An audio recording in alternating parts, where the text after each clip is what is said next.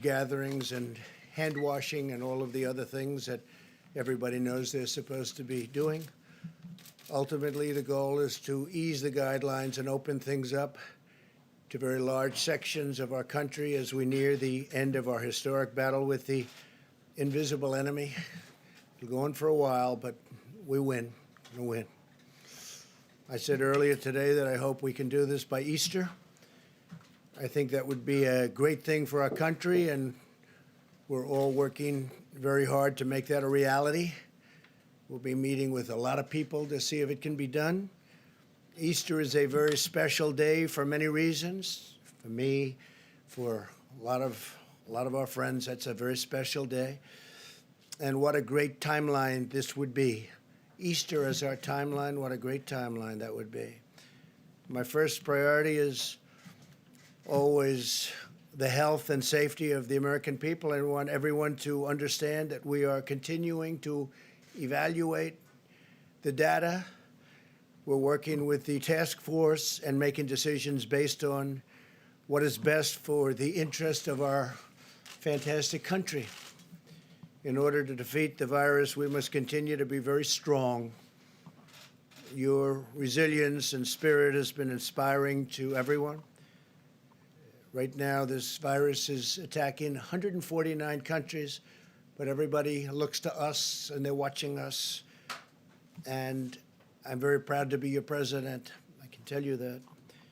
There's tremendous hope as we look forward and we begin to see the light at the end of the tunnel. Stay focused and stay strong, and my administration and myself will deliver for you as we have in the past. Let me provide you an update on critical preparations and supplies in our war on the virus. Through FEMA, the federal government is distributing more than 8 million N95 respirators, 14 million surgical masks, and many, many millions more under order, and they'll be arriving soon. 2.4 million face shields, 1.9 million surgical gowns, 13.5 million gloves, and more than 4,000 ventilators to the areas of greatest need have already been sent, and we have 4,000 being delivered to New York.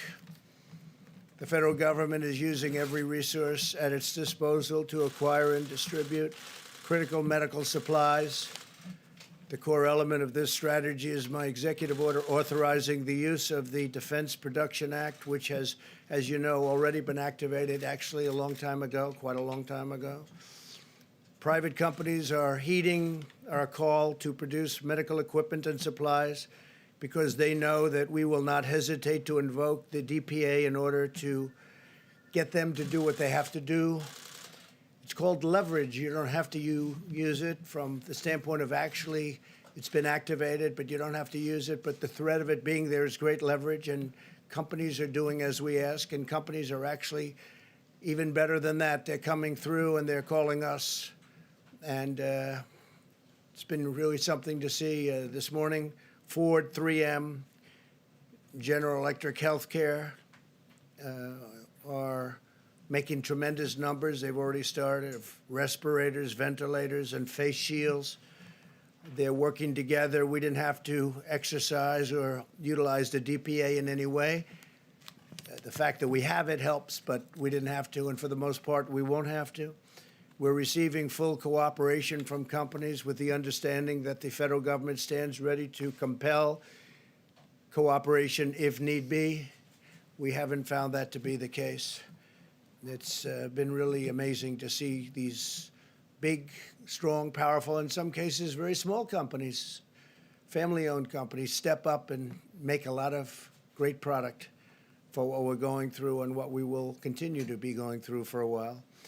The Army Corps of Engineers and the National Guard are building 4 hospital facilities in New York City at the Javits Center, which will be operational very soon. They've already started.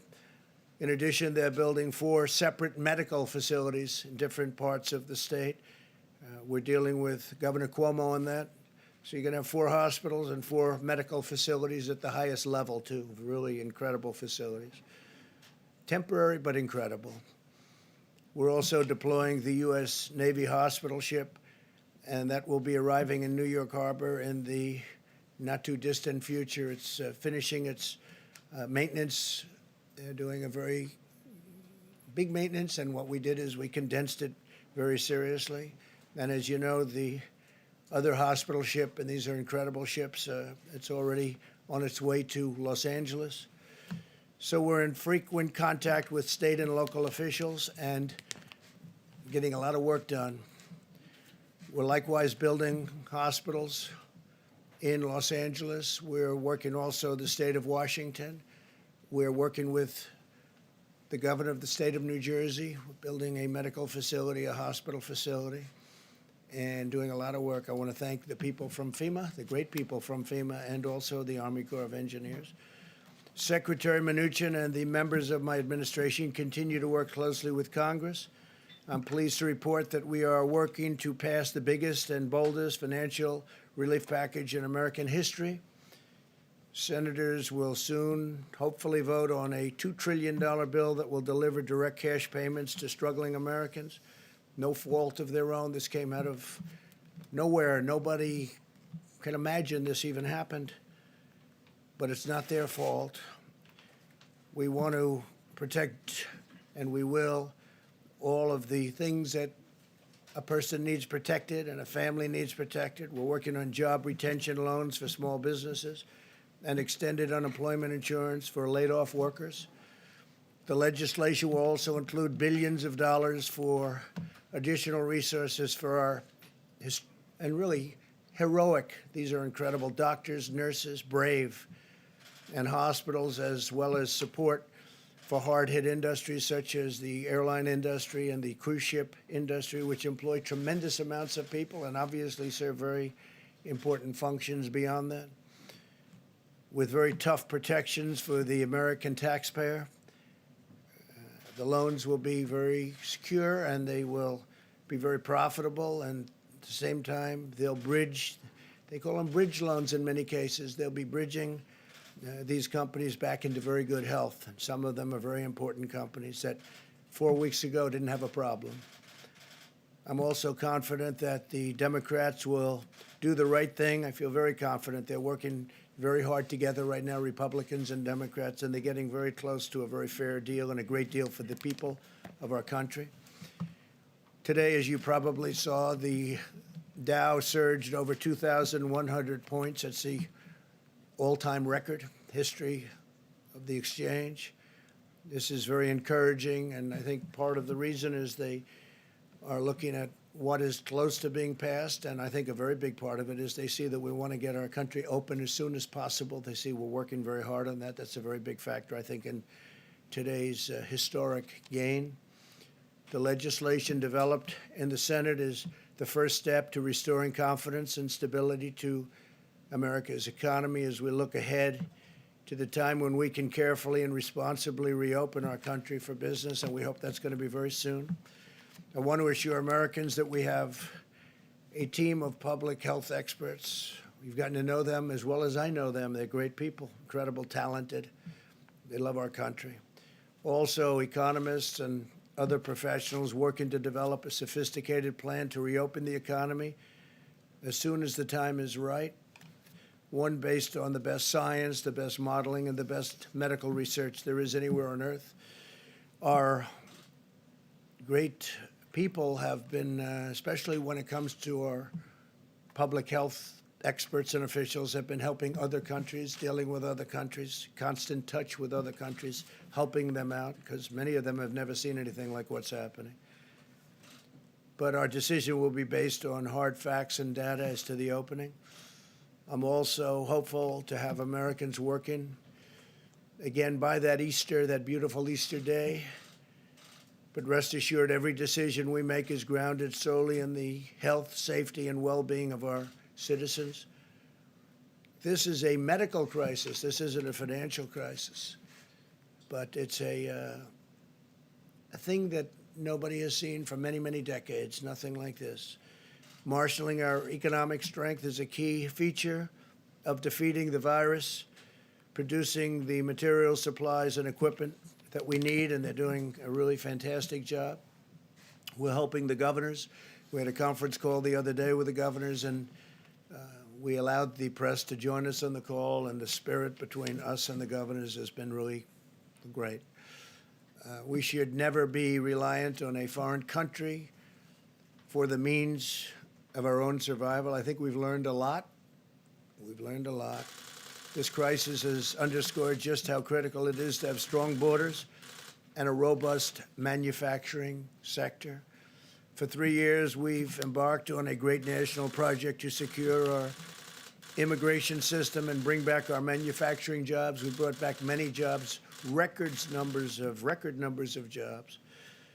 And this really shows, this experience shows how important borders are. Without borders, you don't have a nation. Our goal for the future must be to have American medicine for American patients, American supplies for American hospitals, and American equipment for our great American heroes. Now both parties must unite to ensure the United States is truly an independent nation in every sense of the word. Energy independence, we've established that.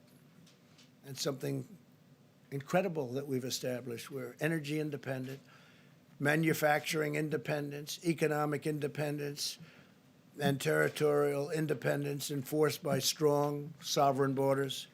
America will never be a supplicant nation. We will be a proud, prosperous, independent, and self-reliant nation. We will embrace commerce with all, but we will be dependent on none. Above all, we know that the best thing for our economy and the world right now is a very, very powerful victory over the virus. Every day, the American people are showing the unity and resolve that has always defined the character of our nation. In New York, citizens are using 3D printers to make hundreds of face shields. They're making them by the hundreds.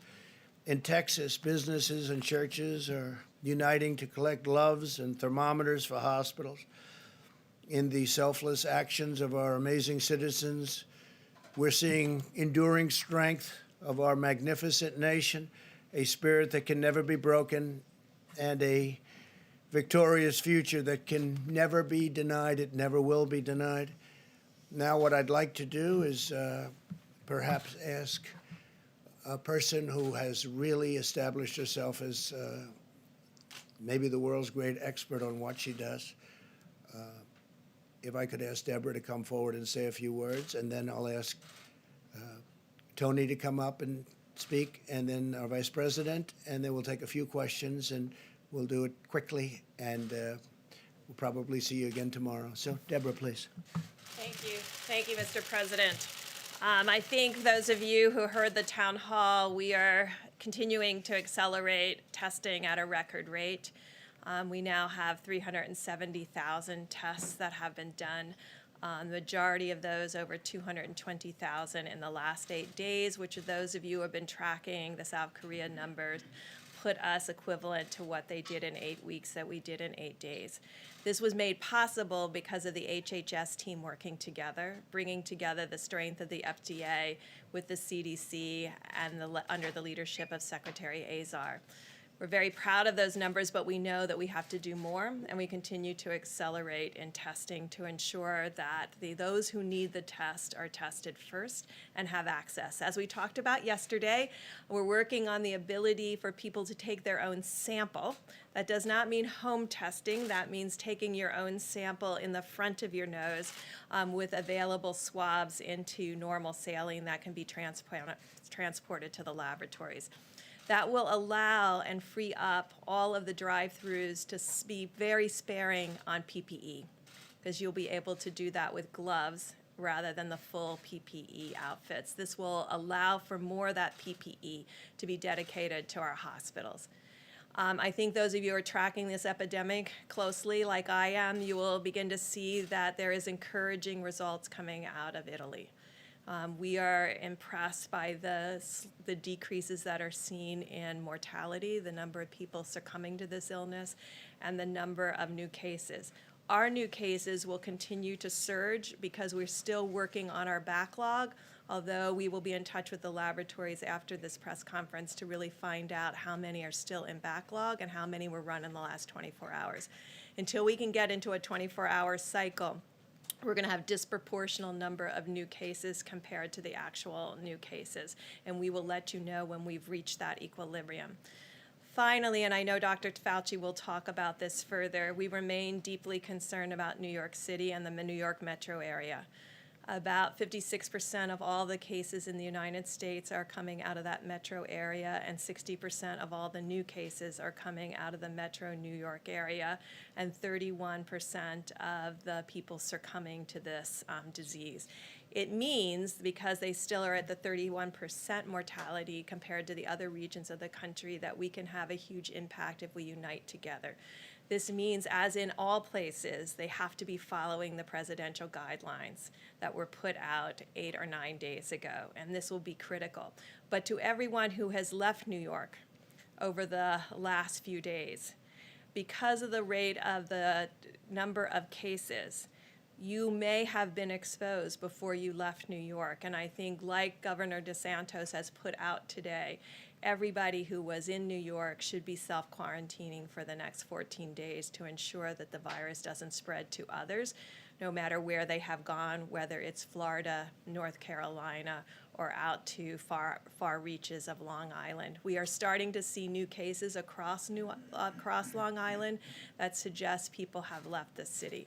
So this will be very critical that those individuals do self-quarantine in their homes over these next 14 days to make sure they don't pass the virus to others based on the time that they left New York. So if they've already are 4 days out, then it's just 10 more days. So I thank you if you help get that message out to others. Dr. Fauci? Thank you very much, Mr. President. Deb. I want to just talk very briefly about 2 or 3 things. First, the issue of testing and how that has really changed the complexion of the approach that we're going to be able to take. Testing was an issue.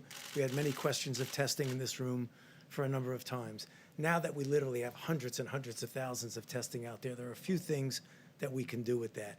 One of the things is that when we make policy about what we're going to be doing with the rest of the country, particularly those areas that are not hot spots, we need to know what the penetrance of infection is there.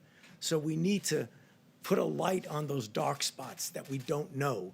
We have to act policy-wise on data, and we're going to be getting more data, a lot more data. The other thing is that the areas of the country that are not hotspots, that are not going through the terrible ordeal that New York and California and Washington State are going through, they still have a window of a significant degree of being able to contain. In other words, when you test, you find somebody, you isolate them, you get them out of circulation, and you do the contact tracing. When you have a big outbreak, it's tough to do anything but mitigation. We have an opportunity now that we have the availability of testing to do that. So you're going to be hearing more about how we can inform where we're going, particularly because we have the ability to test. The second thing is I just want to reiterate what Dr. Birx said about New York. It's a very serious situation. They've suffered terribly through no fault of their own. But what we're seeing now is that, understandably, people want to get out of New York. They're going to Florida. They're going to Long Island. They're going to different places. The idea, if you look at the statistics, it's disturbing. About 1 per 1,000 of these individuals are infected. That's about 8 to 10 times more than in other areas, which means when they go to another place, for their own safety, they've got to be careful, monitor themselves. If they get sick, bring it to the attention of a physician, get tested. Also, the idea about self-isolating for 2 weeks will be very important because we don't want that to be another seeding point to the rest of the country wherever they go.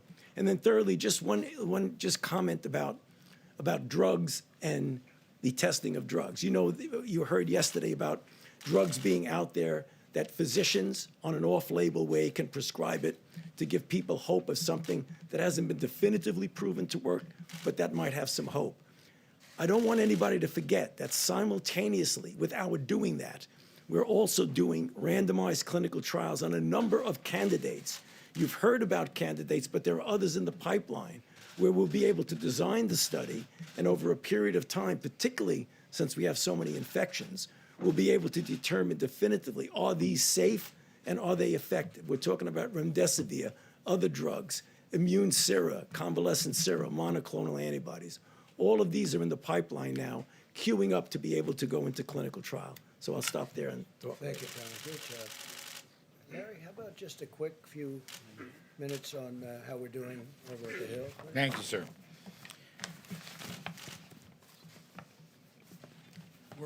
We're gaining great progress on this Phase 3 legislation. Negotiations continue. We've had continued reports. I've been up there with Secretary Mnuchin. Secretary Mnuchin continues today with Chief of Staff Mark Meadows, checking in with the President. They're getting closer and closer. They expect to vote as soon as possible. I just want to walk through a couple of key points. This legislation is urgently needed to bolster the economy, provide cash injections and liquidity, and stabilize financial markets to get us through a difficult and challenging period in the economy facing us right now, but also to position us for what I think can be an economic rebound later this year. We started the year very strong, and then we got hit by the coronavirus in ways that probably nobody imagined possible.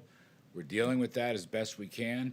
This package will be the single largest Main Street assistance program in the history of the United States. The single largest Main Street assistance program in the history of the United States. Phase 2 delivered the sick leave for individuals, hourly workers, families, and so forth. Phase 3, a significant package for small businesses. Loan guarantees will be included. We're going to take out expenses and lost revenues.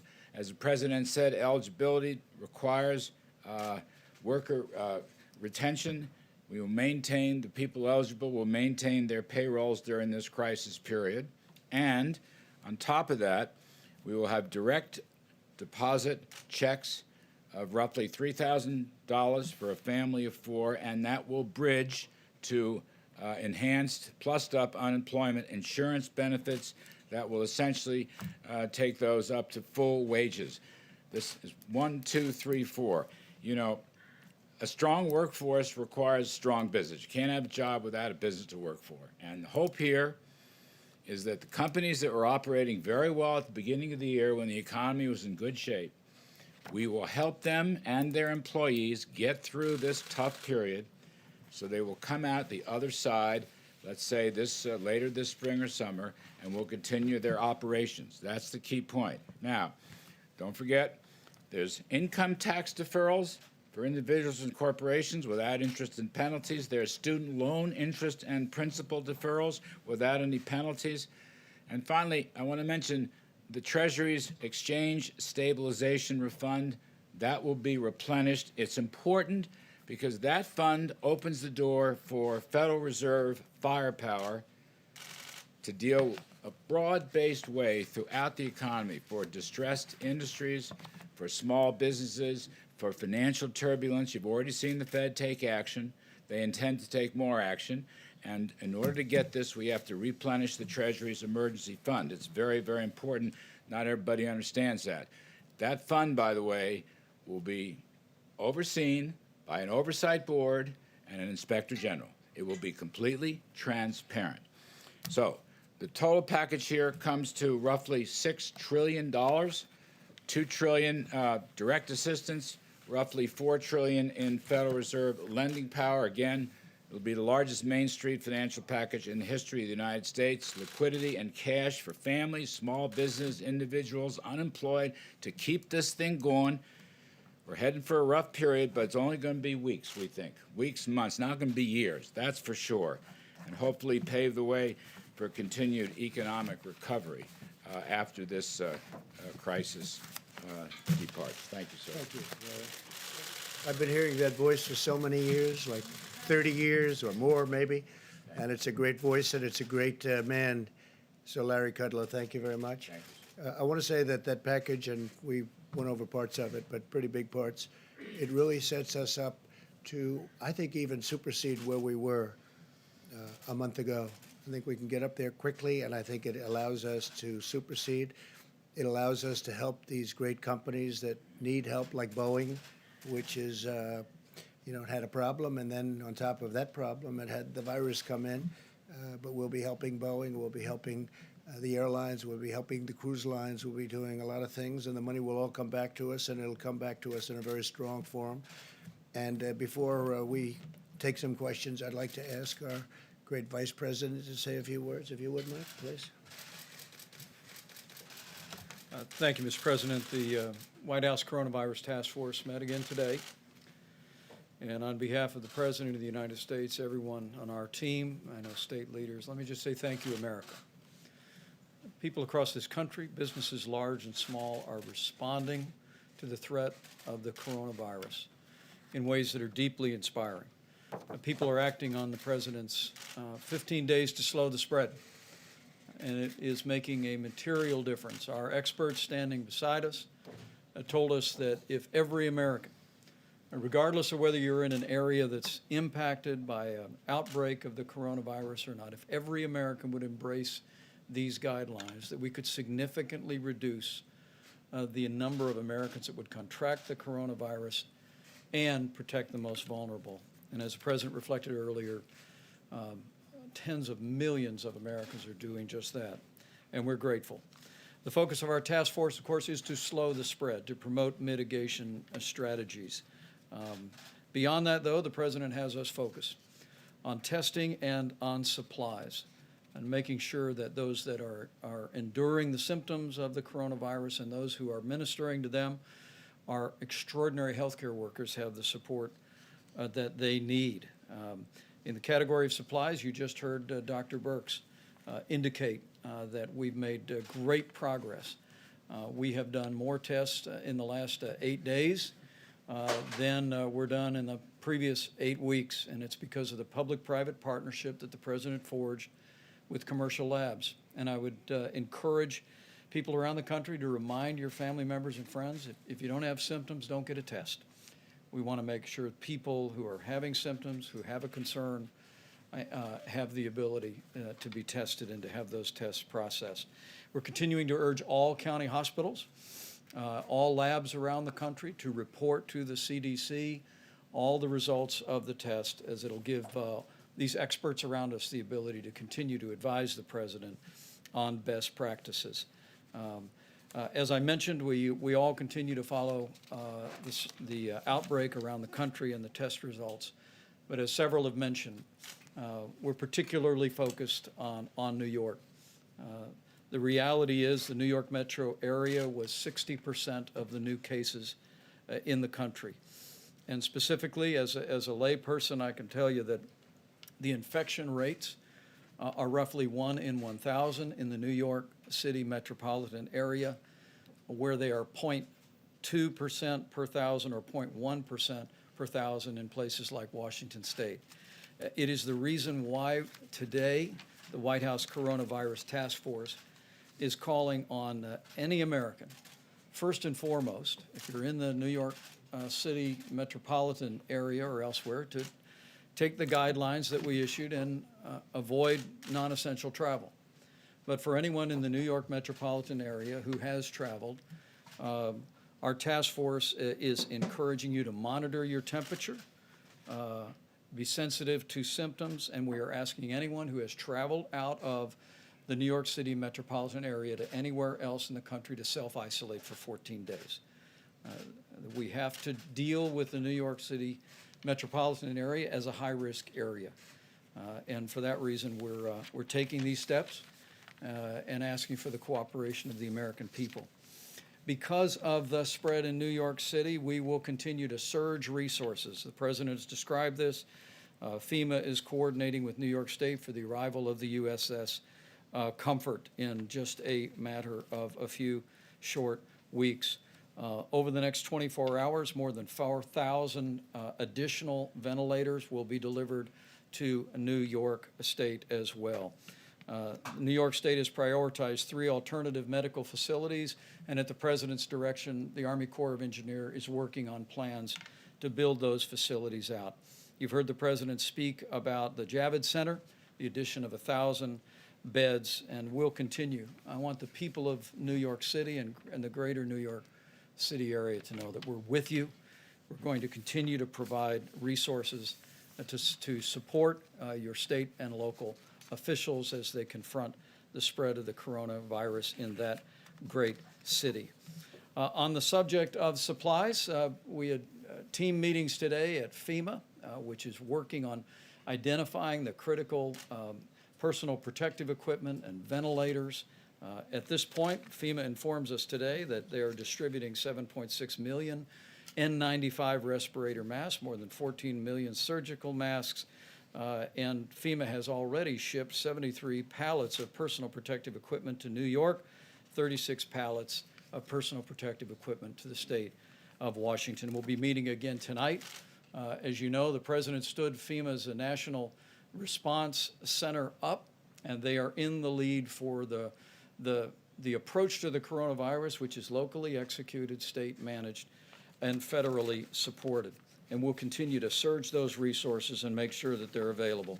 One last word, if I may. The President reflected on the response that businesses around the country have brought to this moment. It truly is extraordinary.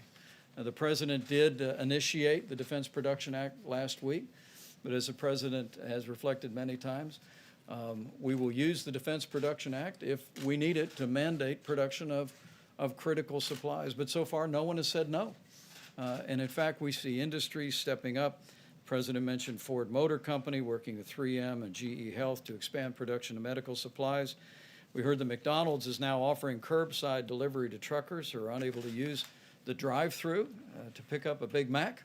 And I spoke today, and the President spoke last week with Tim Cook of Apple, and at this moment in time, Apple went to their storehouses and is donating 9 million N95 masks to healthcare facilities all across the country and to the national stockpile. There is a level of generosity that I know is inspiring to the President, and it's truly inspiring to all of us who are working on the White House Coronavirus Task Force. The President's made it clear that he hopes, in weeks, not months, to be able to open up the country. But let me make one last encouragement to every American. We will get to that day quicker if every American will put into practice the President's coronavirus guidelines for our nation. 15 days to slow the spread. If every American will do this, I have no doubt that we will slow the spread, we will protect our most vulnerable, and we will heal our land. Thank you, Mr. President. Mr. President, you just reiterated that you hope to have the country reopened by Easter. You said earlier you would like to see churches packed on that day. My question is, you have two doctors on stage with you. Have either of them told you that's a realistic timeline? I think we're looking at a timeline. We're discussing it. We had a very good meeting today. If you add it all up, that's probably 9 days plus another 2.5 weeks. It's a period of time that's longer than the original 2 weeks. So we're going to look at it. We'll only do it if it's good, and maybe we do sections of the country. We do large sections of the country. That could be too. But we're very much in touch with Tony and with Deborah on everything we're doing. Who suggested I that just day? thought it was a beautiful time. To be a beautiful time, a beautiful timeline. So that It's a wasn't great based on any day. of the data? It was based on a certain level of weeks from the time we started, and it happened to arrive. Actually, we were thinking in terms of sooner. I'd love to see it come even sooner, but I just think it would be a beautiful timeline. John? Mr. President, if you look at what we've just seen in the last day or so, you've seen the number of known coronavirus cases in the country double in just 2 days. Another 95 people have died just in the last 24 hours. New York's governor is saying this is spreading like a bullet train across the country, and the governor of Louisiana is saying that his state may not be able to handle the cases that they're facing by early April. So what are you seeing in all of this that leads you to think Yeah, that we we're could working with all reopen of by them, sure. Easter or even earlier? Sure.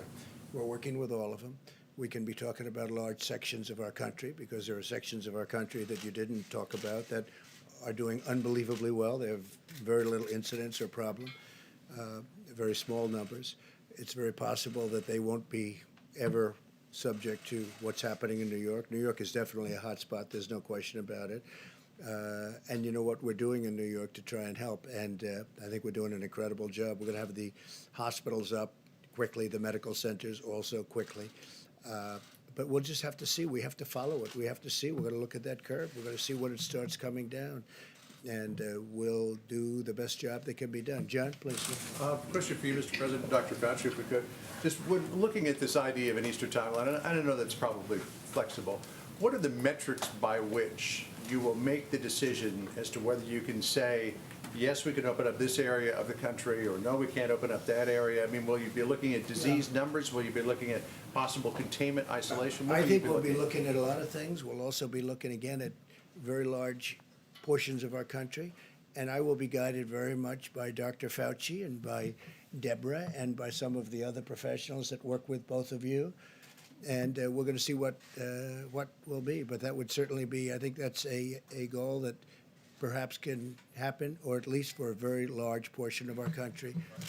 Dr. Fauci, since, as the president said, you and Dr. Birx and others will be guiding him in making the decision, where are you now with this timeline of 19 days from now? So, I mean, that's really very flexible. We just had a conversation with the president in the Oval Office talking about, you know, you can look at a date, but you got to be very flexible. And on a literally day-by-day and week-by-week basis, you need to evaluate the feasibility of what you're trying to do.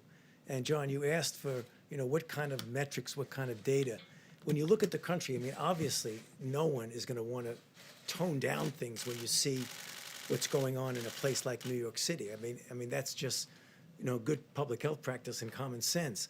But the country is a big country, and there are areas of the country, and I refer to this in my opening remarks, that we really need to know more about what the penetrance is there. So if we do the kind of testing what we're doing, and testing will always be associated by identification, isolation, and contact tracing, and you find after a period of time that there are areas that are very different from other areas of the country, you may not want to essentially treat it as just one force for the entire country, but look at flexibility in different areas. So I think people might get the misinterpretation, you're just going to lift everything up, and even somebody's going like that. I mean, that's not going to happen. It's going to be looking at the data. And what we don't have right now, that we really do need, is we need to know what's going on in those areas of the country where there isn't an obvious outbreak. Is there something underneath the surface that says, wait a minute, you better be careful and really clamp down? Or what looks there that you don't really have to be as harsh as you are in other areas. So it's looking at information that up to this point, John, we never had. So it's a flexible situation. Was New York becoming our war? Is New York becoming the epicenter of the Well, active- it certainly is by far the, if you call it hot, if you call it any word you want to use, it is at a level that, I was speaking to Tony before, it's a level that no place else is close. It's very unfortunate. You know, one of the things that's happened that we've done, I think, a really good job on, I think that it's something special what's happened is, I learned from Dr. Birx a little while ago when she said, I learned it actually this afternoon, in 8 days, because we kept hearing about South Korea. They had a very tough time at the beginning, if you remember. In 8 days, we're doing more testing than they've done in 8 weeks. That's a tremendous turn. And with our testing, it's going exponentially. It's going up, up, up every day. So we're going to be able to do things with this very highly sophisticated testing. And it's also, the test itself is considered the best test. So on top of doing now more than anybody else, we have a very high-quality test. That makes a big difference. It also makes a big difference even in terms of opening, because we're going to see those areas like the hot spots. But New York City definitely is a very hot spot. Steve? When you talk about areas that you could open up, what specifically are you looking at? What states? Are you talking about out west Well, or you can talk Midwest or about South? Where the exactly? Farm Belt. Take a look at the Farm Belt. Take a look at areas out west. Look at big sections of Texas. I was talking to the great governor of Texas. They've done a fantastic job out there, but they have very big sections of Texas where, you know, it's like numerous states, frankly. But we can have large sections of if we want to do it that way, we could have large sections of the country open. I think it's very important that we start moving on that and start thinking about it, because our country wants to be open. Our people want it to be open, and they're raring to go. And I think it's one of the reasons that we're going to have a tremendous bounce back. I think it's going to go very quickly. Also, I want to thank, while I'm here, I want to thank Larry for the job he's done, Steve Mnuchin for the job he's done. If you look at Peter Navarro, he's sort of doing different things. He's really, he's a force in terms of getting masks and getting all of the ventilators and all the things. He's been fantastic, Peter. But I also want to thank Congress, because whether or not we're happy that they haven't quite gotten there yet, they have been working long hours. I'm talking Republicans and Democrats, all of them. The House, the Senate. I want to thank Congress, because they are really trying to get there, and I think they will. And I'll see you all tomorrow. Thank you very much. Did Thank you give Governor Cuomo a heads up, Mr. President, about the quarantining for people who left New York? Did you give Governor Cuomo a heads up about quarantining people? We're talking to them about it. Did you have South Korea? What are you asking for, Mr. President? Is it wise to pack churches on Easter? It takes one person to contaminate a whole county. Hey, Larry? Larry? Anytime. Yeah, you want us? Yeah. We could go informal? Yep. Meet you out front? Yep, that sounds good.